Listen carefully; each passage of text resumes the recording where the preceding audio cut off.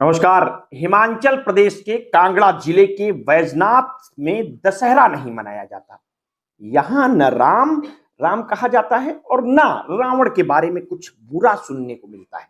दरअसल ये जगह भगवान शिव के परम भक्त रावण की तपोस्थली मानी जाती है और यहाँ के लोग रावण जी को बड़ी आदर और सम्मान के साथ देखते हैं। इस क्षेत्र में दशहरा का त्योहार किसी भी रूप में नहीं मनाया जाता और अगर कोई गलती से भी रावण का नाम अपमानजनक ढंग से ले ले तो लोग तुरंत उसे टोकते हुए कहते हैं, रावण नहीं रावण जी कहिए। और यह कहानी हिमाचल के बैजनाथ की है, जहां रावण जी ने शिव जी को प्रसन्न करने के लिए कठोर तपस्या की थी।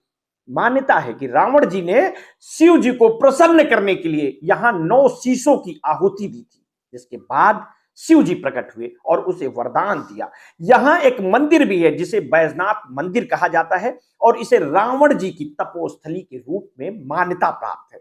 इसी मान्यता के चलते यहां दशहरा का त्योहार नहीं मनाया जाता और रावण दहन के बारे में तो कोई सोच भी नहीं सकता। बैजनाथ के लोग रावण जी को सम्मान पूर्वक देखते हैं और उन्हें शिव जी का परम भक्त मानते हैं। यहाँ रावण जी की वीरता और विद्वता की कहानियां दादी नानी बच्चों को सुनाती हैं और एक स्थानीय निवासी ने मीडिया को बताया कि हमारे लिए रावण जी पूजनीय है, वे हमारे लिए भगवान समान है। यहाँ के लोग राम की नहीं बल्कि रावण जी की कहानियां सुनाते हैं और बच्चों को उनकी वीरता का उदाहरण देते हैं। बैजनाथ में रावण जी की कोई मूर्ति नहीं है और ना ही उनकी पूजा होती है, लेकिन उनका सम्मान इतना गहरा है कि लोग अपनी दुकानों और घरों के नाम तक रावण जी के नाम पर रखते हैं। बैजनाथ में दशहरा न मनाए जाने के पीछे एक और रोचक तथ्य है। यहाँ के लोग मानते हैं जब भी किसी ने दशहरा मनाने की कोशिश की है तो अनहोनी घटनाएं घटी। पंडित संजय शर्मा मीडिया को बताते हैं कि बैजनाथ में जब भी दशहरा मनाने की कोशिश की गई, 1 महीने के भीतर उस व्यक्ति की अकाल मृत्यु हो गई। भगवान शिव की धरती पर उनके भक्त का दहन करना महाकाल को नाराज कर देता है, इसलिए दशहरा का त्योहार यहां नहीं मनाया जाता। यहां एक और रोचक परंपरा है, सोने की दुकानें नहीं खोली जाती। ये मान्यता है कि जो भी सोने की दुकान खोलता है उसका सोना काला पड़ जाता है और इस परंपरा के पीछे एक पुरानी घटना है। जब 1980 के दशक में जनक राज नामक व्यापारी ने सोने की दुकान खोली थी, उसकी दुकान का सोना 3 दिन में ही काला पड़ने लगा और उसे व्यापार में भारी नुकसान हुआ।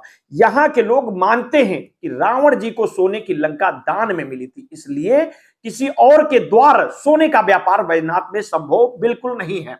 बैजनाथ के मंदिर में शिवलिंग स्थापित है जिसे रावण जी अपने साथ लंका ले जाना चाहते थे। ये कहानी के अनुसार जब रावण जी शिवलिंग लेकर लंका जा रहे थे तो रास्ते में उन्हें लघुशंका लगी और उन्होंने शिवलिंग को एक ग्वाले को पकड़ाया और कहा कि वो उसे जमीन पर ना रखे, लेकिन रावण के लौटने से पहले ही ग्वाले ने शिवलिंग को जमीन पर रख दिया और रावण जी इसे वापस उठा नहीं पाए।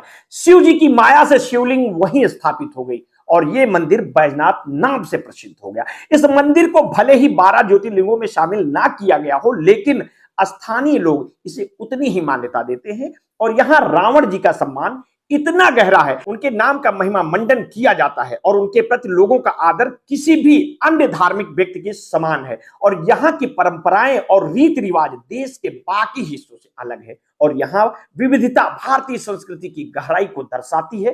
रावण जी के प्रति सम्मान और उनकी वीरता की कहानियां यहाँ के लोगों के दिलों में बसती हैं और यही कारण है कि दशहरा का त्योहार यहाँ कभी नहीं मनाया जाता और इस क्षेत्र में रावण जी के प्रति ये विशेष सम्मान लोगों के जीवन का एक अभिन्न हिस्सा बन चुका है। यहाँ दशहरा ना मनाने के पीछे की कहानियां और रावण जी की वीरता का गुणगान भारत की सांस्कृतिक विविधता का प्रतीक है।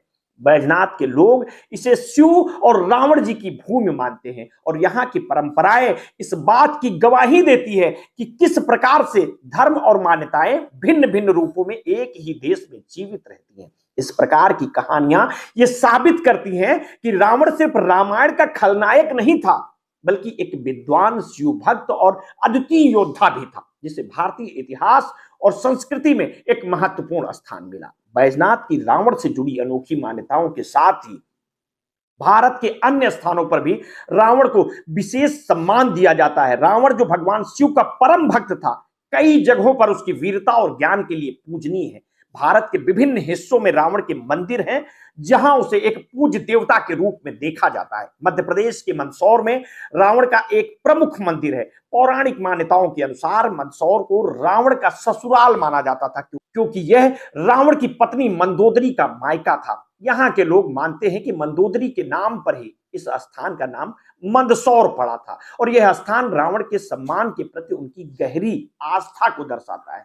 मंदसौर के मंदिर में रावण की विशाल रुंडी नामक मूर्ति स्थापित है जो यहाँ के निवासियों के लिए पूजनीय है। खास बात यह है कि इस मंदिर में पूजा के समय महिलाएं घूंघट में रहती हैं और ये प्राचीन परंपरा आज भी निभाई जाती है। इस तरह विदिशा भी रावण के साथ जुड़ा हुआ स्थान है जिसे मंदोदरी का जन्म स्थान माना जाता है। यहाँ रावण की 10 फीट की लंबी प्रतिमा स्थापित है जहां हर वर्ष दशहरे के दिन विशेष पूजा अर्चना की जाती है। विदिशा के लोग रावण को आदर पूर्वक याद करते हैं और उसकी पूजा में गहरी आस्था रखते हैं। इसके अलावा कर्नाटक के कोलार जिले की मालवल्ली तहसील में भी रावण का मंदिर है। कोलार में रावण की पूजा शिव जी के परम भक्त के रूप में की जाती है और यहां भी रावण का सम्मान शिव के प्रति उसकी भक्ति के कारण किया जाता है और इस मंदिर में हर वर्ष रावण के प्रति श्रद्धा व्यक्त की जाती है और उसे शिव भक्त के रूप में मान्यता दी जाती है। वैजनाथ की कहानी इन सभी स्थानों की मान्यताओं के साथ मिलकर भारत की धार्मिक विविधता और पुरानी परंपराओं का अद्वितीय उदाहरण प्रस्तुत करती है। रावण जो रामायण के संदर्भ में भले ही एक खलनायक के रूप में प्रस्तुत होता हो, लेकिन कई स्थानों पर उसकी पूजा इस बात का प्रतीक है कि वो सिर्फ एक योद्धा नहीं था बल्कि एक अद्वितीय शिव भक्त और विद्वान था जिसे भारतीय समाज में एक विशिष्ट स्थान प्राप्त था। मिलते हैं किसी नेक्स्ट स्टोरी के साथ। आपने अगर अभी तक हमारे इस चैनल को सब्सक्राइब नहीं किया है तो कर लीजिए, बेल आइकन दबाना बिल्कुल ना भूलिए। अपने स्वास्थ्य के प्रति सचेत रहिए, सजग रहिए, अपना ध्यान रखिए। बहुत बहुत धन्यवाद। साधुवाद।